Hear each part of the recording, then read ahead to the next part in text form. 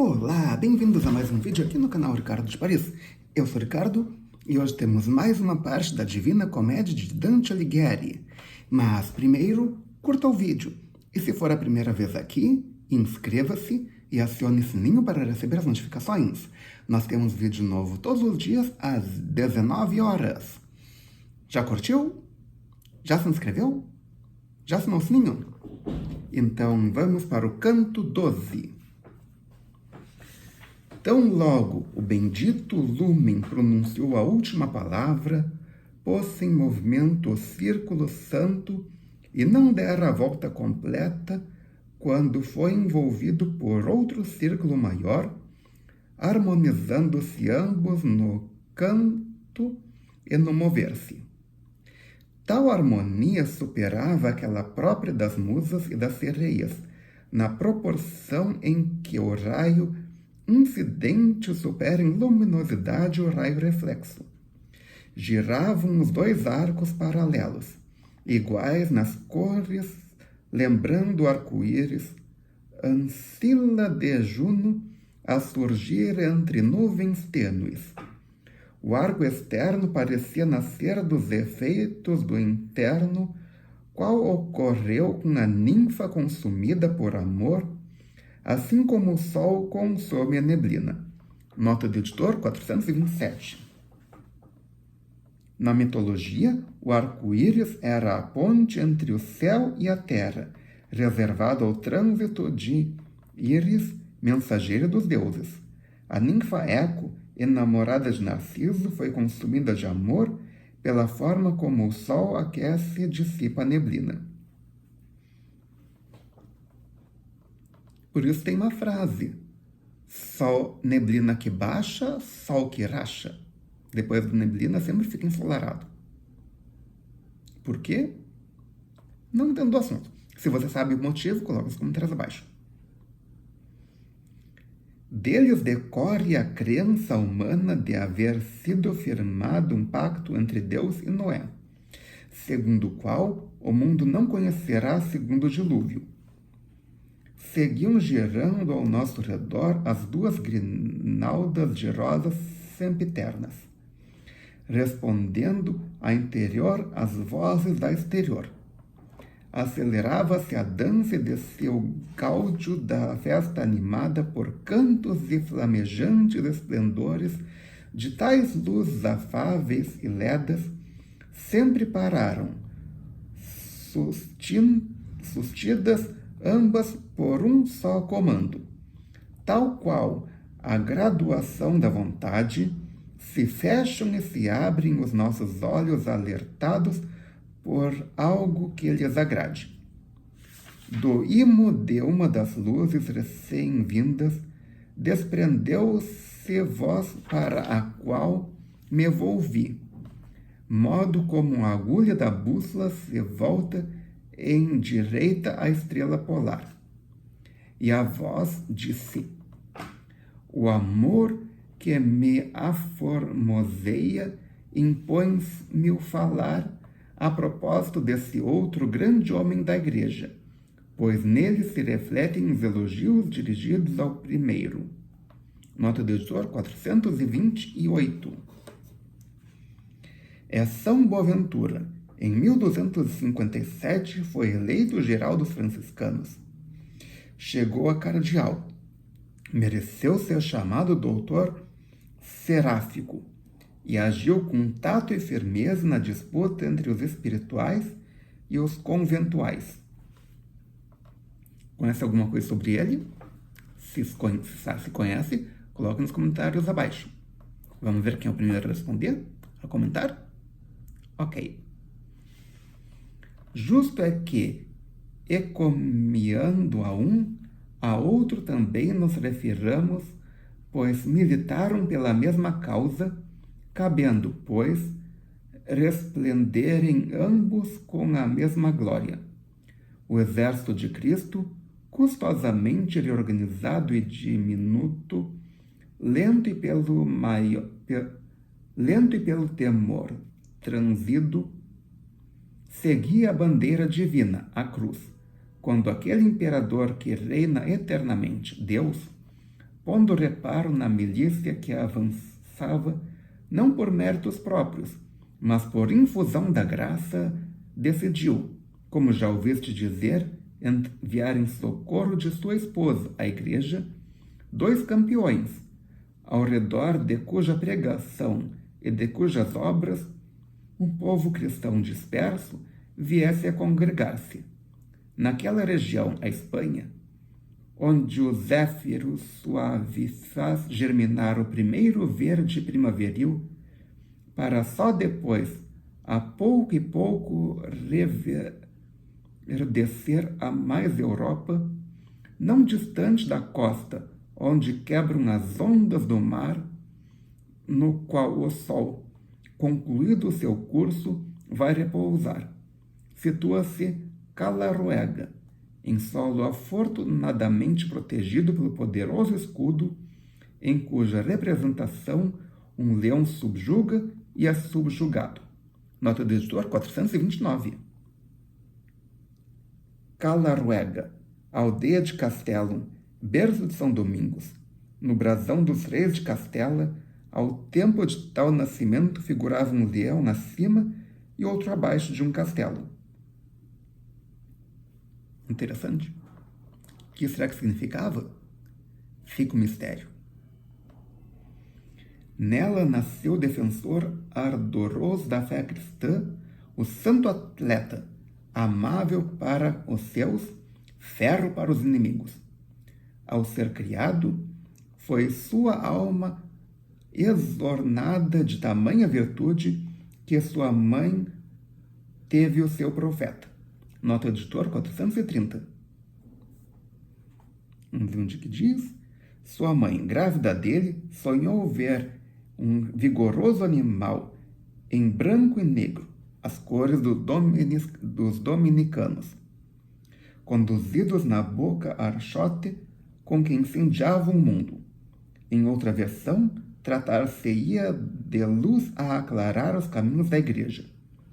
E sua madrinha, no ato do batismo, teria visto brilhar uma estrela na testa do neocristão. Será? Mais um mistério. Logo entre ele e a sua fé na pia batismal, foram celebrados solenes esponsais, com voto de mútua salvação. Sua madrinha, que as respostas deu por ele no batismo, viu, como em sonho, a colheita admirável que na seara de Deus haveriam de fazer ele e seus seguidores. E para que no próprio nome demonstrasse o que efetivamente era, inspiração divina sugeriu fosse batizado com um possessivo que o ligava a Deus. Por isso Domingos foi chamado, e falo dele como do hortelão a quem Deus elegeu para ajudá-lo no amanho do seu horto. Mensageiro e servo quis ser, e o primeiro amor que demonstrou no mundo foi ao primeiro ditame dado por Cristo. Nota do editor 431. Conselho dado por Cristo a um jovem que desejava segui-lo. Renunciar à riqueza foi o que fez São Domingos. Muitas vezes encontrou a ama prostrado em terra, desperto e silencioso, como a dizer: para isso fui destinado. Ó Pai verdadeiramente feliz, o seu. Nota do editor 432.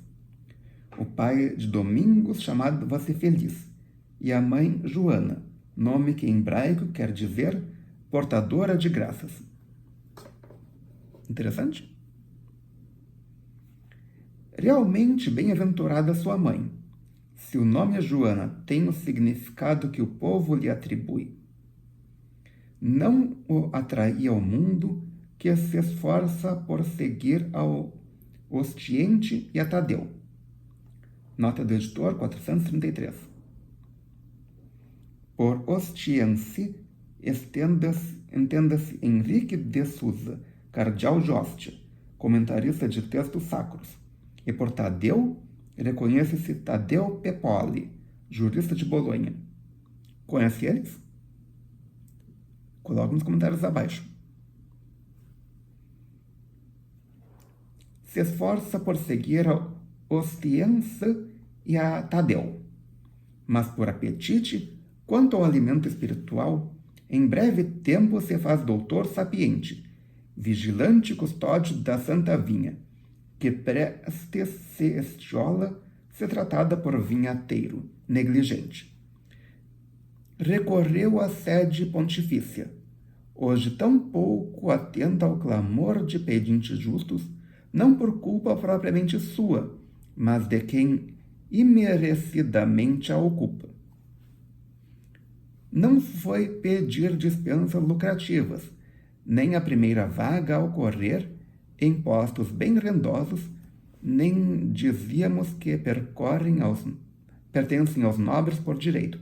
Rogou, sim, permissão para combater os erros dos heréticos, defendendo a semente da fé, da qual vês 24 luminosas estrelas. E quem será que combate os hereges hoje? Fica o mistério. Armado da doutrina santa por seu esforço, qual torrente que das alturas desce, espantou o mundo com apostólico fervor. No extirpar as raízes da heresia, mais se incendiava o seu ímpeto, onde mais tenaz encontrava a resistência. Desse caudal de ardor derivavam arroios que, agora irrigando o orbe católico, mais vida e força dão-lhe aos arbustos. Foi ele uma das rodas sobre as quais moveu-se em defesa do carro da Santa Igreja, a vencer em campo a luta entre os bons cristãos e os degenerados. Nota do editor 434. No canto anterior, um santo da ordem dominicana, Tomás de Aquino, fizera o elogio de São Francisco de Assis e lamentara o que se passava, então, em sua própria ordem. Neste canto é a vez de um franciscano. São Boaventura louvar o fundador da ordem dominicana e lamentar os muitos trânsfugas de sua própria ordem. Talvez devesse patentear diante de ti as excelências da outra roda a respeito da qual Tomás, antes de mim, falou tão adequadamente. Mas a trilha que essa roda, a ordem franciscana, traçou com as regras de seu fundador, jaz abandonada, de modo tal que o bolor agora impera no tonel onde houvera vestígios de bom vinho. Os de sua família, os franciscanos, que lhe seguiram os passos na vereda primeira, tanto se desviaram que ora praticam o contrário daquilo que o santo predicara. Desta ruim sementeira ver-se-á o resultado quando o joio for tirado fora, em vez de recolhido ao celeiro. Bem sei que, volvendo folha a folha os nossos registros, acharia ainda que se pudesse ler, só aquilo que deveria ser. Nota do editor 435. Assertiva de que ainda se contavam muitos bons seguidores de São Francisco, apesar da pendência à vida entre os espirituais, chefiados por Hubertino de Casale, e os conventuais, orientados por Mateus d'Acquasparta. Mas este não veio nem de Casale nem de Acquasparta, pois dali vêm apenas os que, relativamente aos capítulos da regra franciscana, ou a falseiam ou a coartam. Sou Boaventura, nascido em Banhoregio, e no desempenho de elevados cargos procurei sempre subestimar os interesses materiais. Nesta mesma segunda coroa encontram-se o Iluminado e Agostinho, dentre os primeiros que, tornando-se frades descalços, cingidos de cordão, serviram a Deus. Hugo da San Vittore está com eles, e bem assim Pedro Mangiadore e Pedro Spano, o que obteve fama pelos seus 12 livros. Estão ainda aqui o profeta Natã, o metropolitano João Crisóstomo, Anselmo e aquele Donato da arte da gramática soberano. Vi ainda Rabano, e sabe que ao meu lado brilha o calabrês abade Giovaquino, que foi dotado de espírito profético. Nota do editor 436, última de hoje. O Iluminado e Agostinho foram dois dos primeiros seguidores de São Francisco. Hugo da San Vittore, Pedro Maggiadore e Pedro Spano foram notáveis teólogos. Natã, um profeta que teve a coragem de repreender o rei Davi. São João Crisóstomo, um dos patriarcas da igreja. Hélio Donato, mestre de São Jerônimo, o maior gramático do século IV, quando a gramática era a primeira das ciências fundamentais. Santo Anselmo foi bispo de Canterbury, e Robano e Giovaquino consagraram-se como escritores religiosos. Hélio Donato, gramático latino do século IV, preceptor de São Jerônimo. Os seus tratados foram catados na Europa durante séculos e dos mais antigos trabalhos impressos. Bastante coisa. Ao louvar tão grande paladino, moveu-me a inflamada cortesia de Frei Tomás em sua oração perfeita, e assim pensa toda essa companhia. E por hoje é só. Se você gostou, clique em curtir, adicione esse vídeo aos seus favoritos, compartilhe com seus amigos e volte amanhã para mais um canto. Obrigado pela presença, obrigado pela audiência. Até amanhã com mais um canto e... Que horas? Às 19 horas.